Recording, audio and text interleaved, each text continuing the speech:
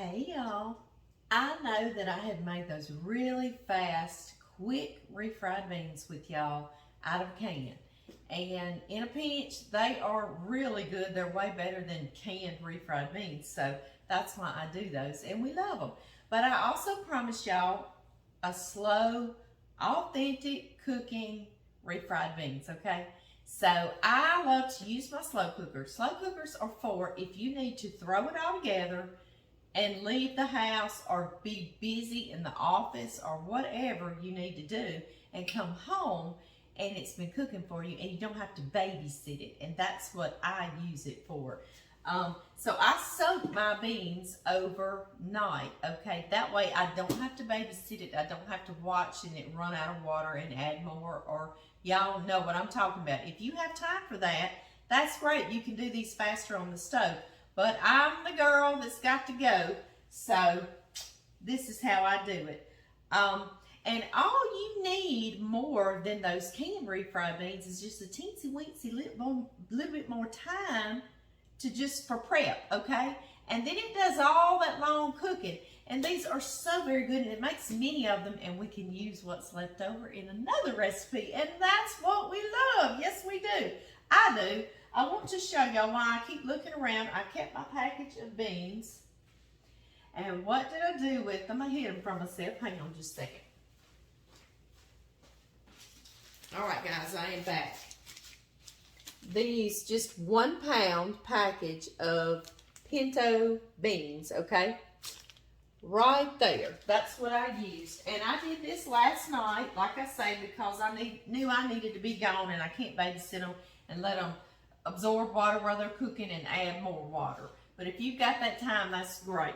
So you see this, I put them in this container and I covered them with water. But before I did that, I did sort through them. I went back to my sink and I sort through them, make sure it doesn't have any.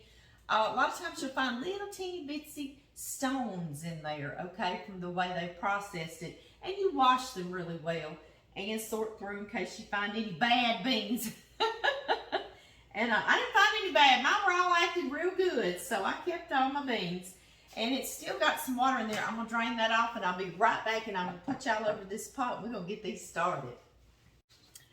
All right, star of the show going in. Our lovely pintos, like that.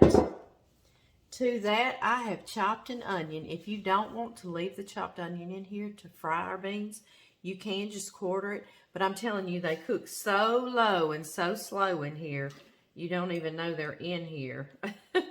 Okay, so, but you want that flavor, don't you? Yes, you do. All right, to this, I'm going to put 1 teaspoon of cumin. 1 teaspoon. Come out of here, cumin. And it can be a generous teaspoon, and you can put more. That's totally up to you, okay? Also, I am going to pre-salt my beans. I know a lot of people say they don't like to salt dry beans prior to cooking, but if you've got fresh dry beans, you know, if you've got a year-old package or something, you might wait because sometimes it doesn't let the beans get as tender. But these I just got at the store and they're fresh, so I'm going to start with 2 teaspoons, okay? But that's a pound of beans, so don't flip out. Nobody flip. Okay, guys. Garlic pre-minced is great for us when we are in the weeknight and we're not doing a big time cook, right? And you see I've got me a tablespoon of that pre-minced garlic. Put that in there. Something else, we are going to put some fresh ground pepper. And I love to use that pepper melange. It's got pink and red and green and white and black pepper in it. But you use whatever kind you want to. There's a little bit more garlic in there. Okay, guys, these pickled jalapenos that we made from the garden last year. Yes, y'all knew it, right? Exactly. And these are some that I made whole. So I'll get one out and show y'all. You see it? Isn't he pretty? I know. I'm going to do one more. And what I love to do anytime, even when I do those canned refried beans, and I will post that video, I'll link it at the end where it'll start playing for you, or you can click it. Did you see how I did a spoonful of that pickled jalapeno juice? That'll be a great little addition in there. And that's going to be on YouTube, okay? Facebook doesn't have where I can link videos together.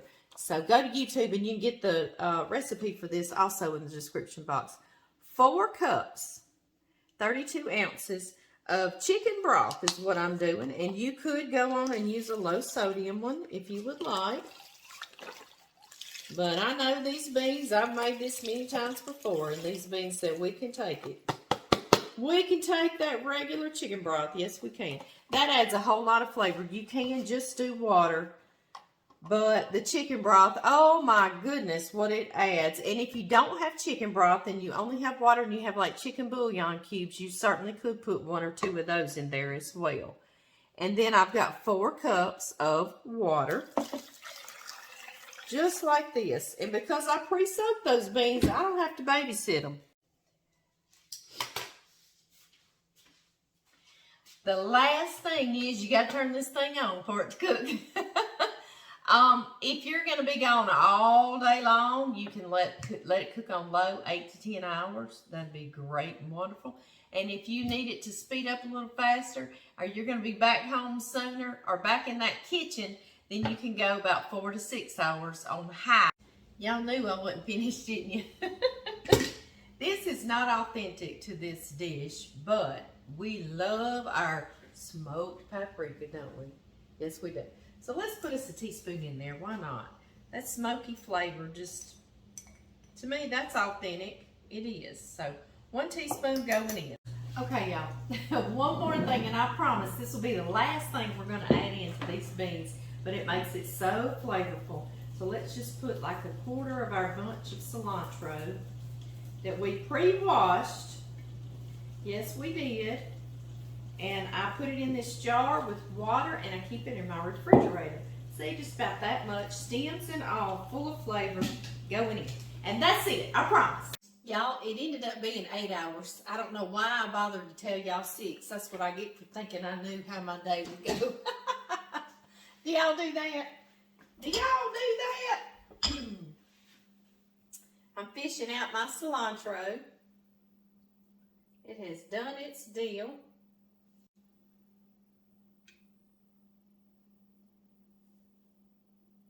I might should have tied my little bunch up, right? Oh well. Oh well. Okay, y'all. All right, to this. Now, this is a big old pot of beans. You know, that was a pound of beans. So, what I want to do is I'm just going to make refried beans out of some of it. Like John and I are just 2 people. You can make enough for 4 or 6. And you're going to have some beans left over. And so we're going to have a take 2 recipe. And I love that. Y'all know I do. Y'all do too. Let me get y'all down here. Can y'all see real good? I think so. My little pan right here, little skillet. I'm going to turn it on.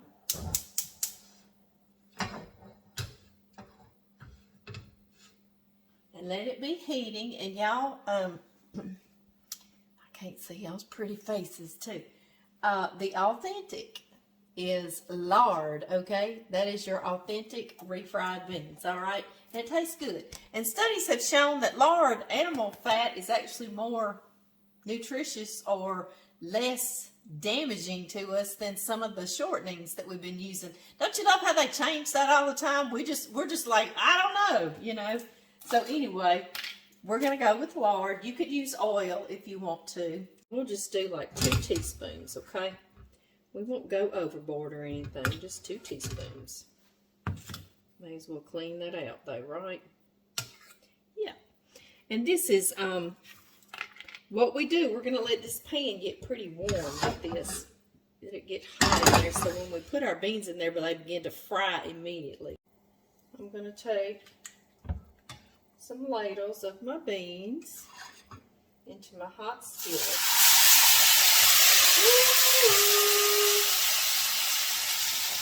That is what we're talking about, guys, right there. Yes. And just a little bit of the juice, okay? And now this, I love. You know, that's a potato masher. I've had this thing 30 years, no joke, or more. And it works great for making refried beans.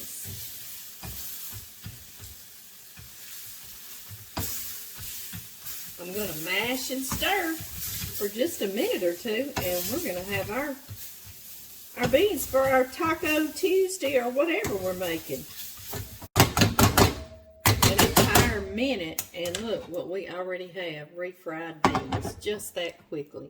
Isn't that fantastic? That's what I love, is this slow cooker did all the work for us all day, and we can run in and make a great thing like this so fast. I love, love, love that. And before, if you want yours to have more liquid in it, you can add a little more of your bean liquid. That's totally up to you and how you prefer your refried beans. But I did save a little bite for us to try.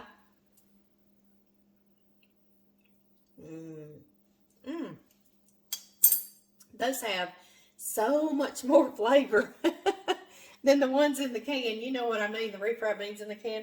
Now, I also will link the video. If you don't have time to do all this, you can use canned pinto beans as well and whip you some up. And I've done those too. I think it's called refried beans on the fly.